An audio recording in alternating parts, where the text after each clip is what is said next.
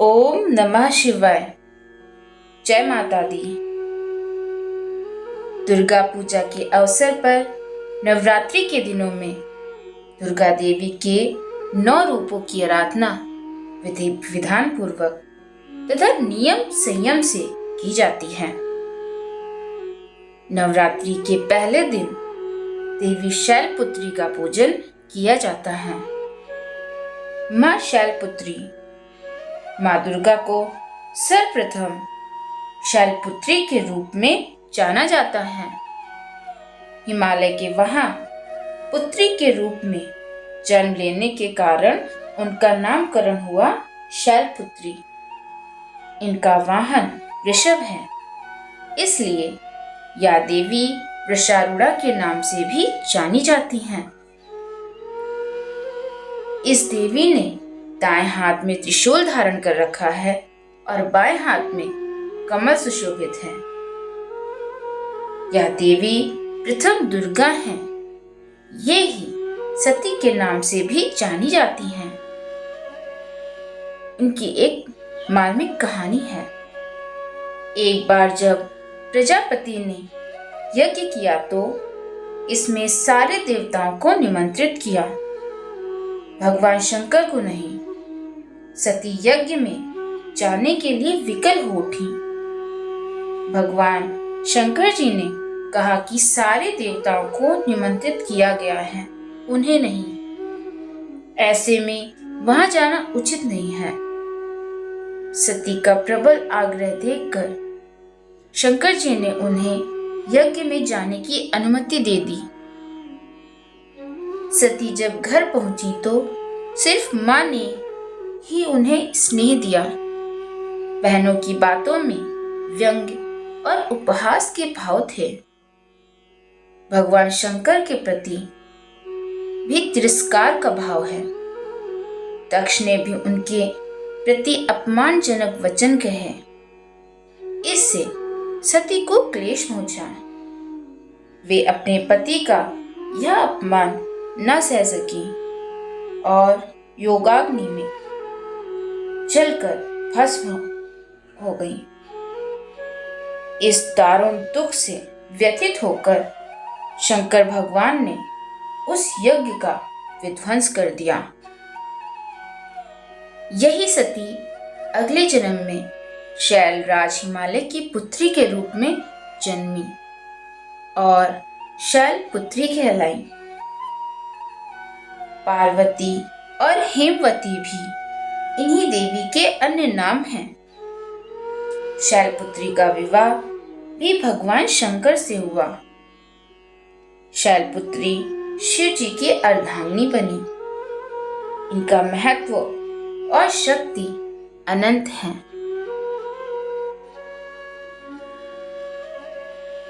चैत्र नवरात्रि का पहला दिन कैसा होना चाहिए?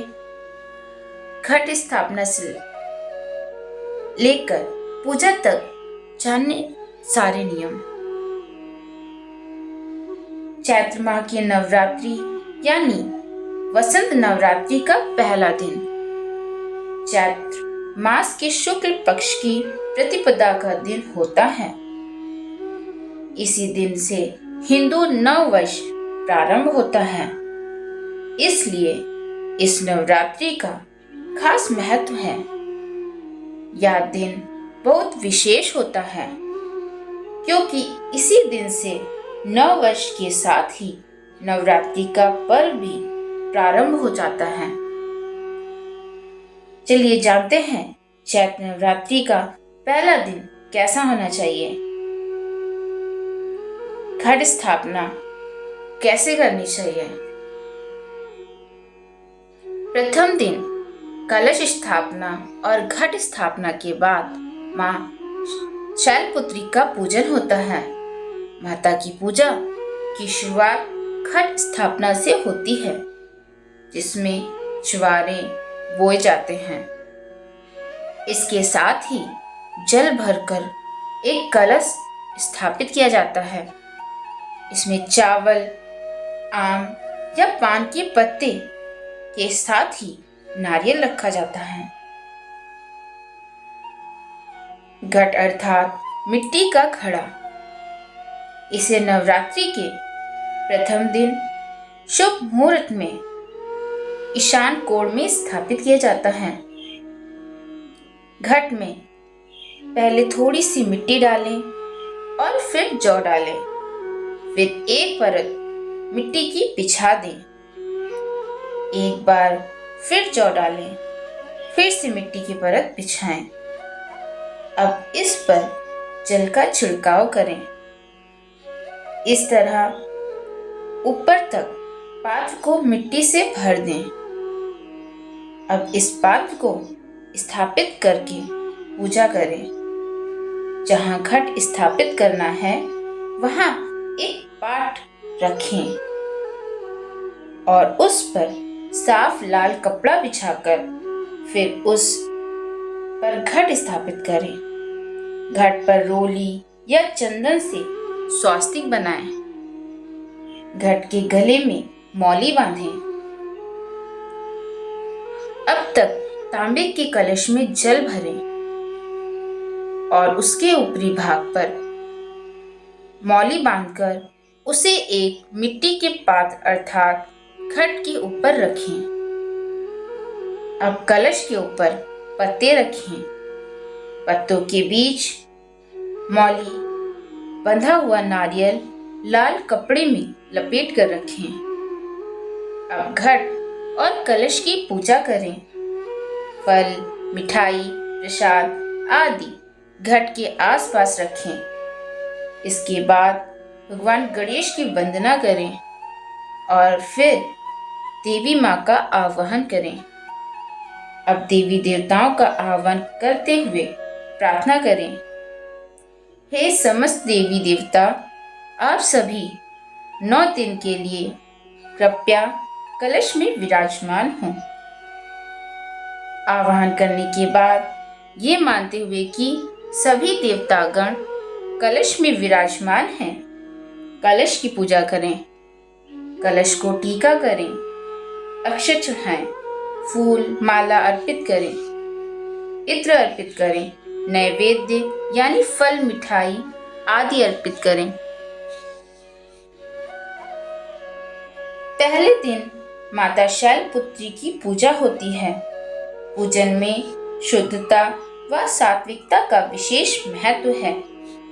इस दिन प्रातःकाल स्नान ध्यान से निवृत्त हो देवियों का स्मरण करते हुए भक्त व्रत एवं उपवास का पालन करते हुए भगवान का पूजन व भजन करते हैं। नित्य क्रम से निवृत्त होने के बाद कुल देवी की मूर्ति या चित्र को लाल या पीला कपड़ा बिछाकर लकड़ी के पाट पर रखें। मूर्ति को स्नान कराएं और यदि चित्र है तो उसे अच्छे से साफ करें। पूजन में कुल देवी के सामने धूप दीप अवश्य जलाना चाहिए। जलाए गए दीपक को स्वयं कभी नहीं बुझाना चाहिए। फिर देवी के मस्तक पर हल्दी, कुमकुम, चंदन और चावल लगाएं। फिर उन्हें हार और फूल चढ़ाएं। फिर उनकी आरती उतारें। पूजन में अनामिका उंगली छोटी उंगली के पास यानी रिंग फिंगर से गंध, चंदन, कुमकुम, अबीर, गुलाल, हल्दी, मेहंदी लगाना चाहिए। पूजन करने के बाद प्रसाद या नैवेद्य यानी कि भोग चढ़ाएं। ध्यान रखें कि नमक, मिर्च और तेल का प्रयोग नैवेद्य में नहीं किया जाता है। अंत में माता की आरती करें। आरती करके नैवेद्य चढ़ाकर पूजा का समापन किया जाता है। 9 दिनों के दौरान आप चाहें तो दुर्गा सप्तशती का पाठ करें या चंडी पाठ करें। ये था हमारा पहला दिन। पहले दिन कैसे पूजा करनी चाहिए, चलिए जानते हैं दूसरे दिन के बारे में। दूसरा दिन माँ ब्रह्मचारिणी का होता है। चैत्र नवरात्रि की शुरुआत हो चुकी है। दूसरे दिन नवरात्रि के दूसरे दिन विशेष रूप से दुर्गा माँ के ब्रह्मचारिणी स्वरूप की पूजा की जाती है। माँ ब्रह्मचारिणी ब्रह्मा का स्वरूप कहलाती हैं। माँ ब्रह्मचारिणी की पूजा करने से जीवन के हर क्षेत्र में तरक्की मिलती है और देवी माँ की कृपा सदैव बनी रहती है। माँ दुर्गा का नौ शक्ति का दूसरा स्वरूप ब्रह्मचारिणी का है। यहाँ ब्रह्म का अर्थ है तपस्या। माँ दुर्गा का यह स्वरूप भक्तों और सिद्धों को अनंत फल देने वाला है। इनकी उपासना से तप, त्याग, वैराग्य, सदाचार और संयम की वृद्धि होती है। ब्रह्मचारिणी का अर्थ तप की चारिणी यानी तप का आचरण करने वाली। देवी का यह रूप पूर्ण ज्योतिर्मय और अत्यंत भव्य है। इस देवी के दाएं हाथ में जप की माला है और बाएं हाथ में यह कमंडल धारण किए हैं।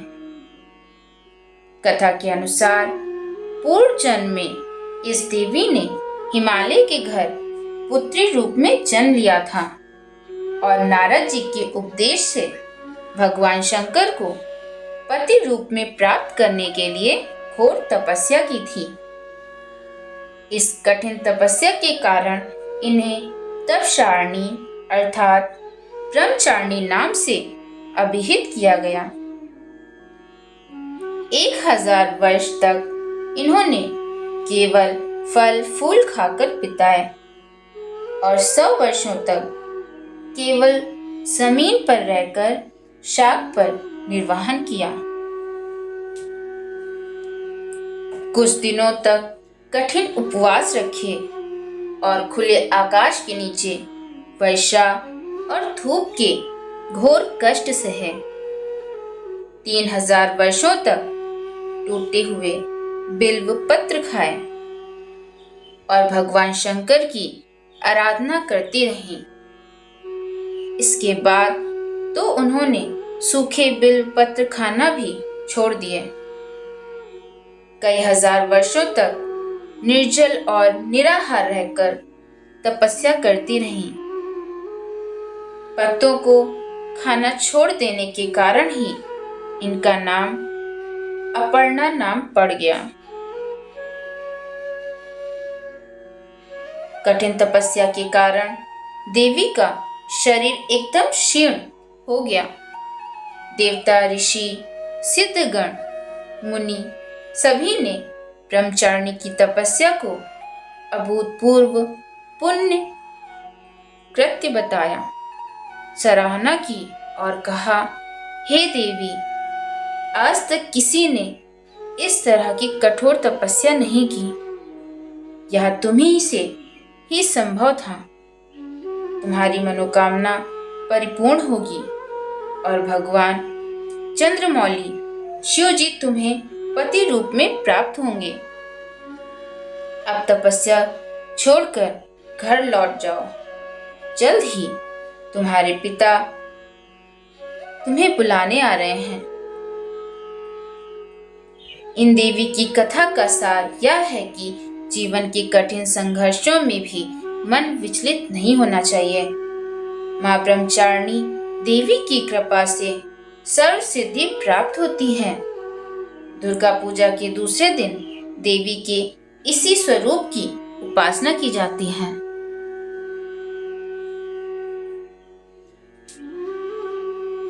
जय माता दी। ओम नमः शिवाय।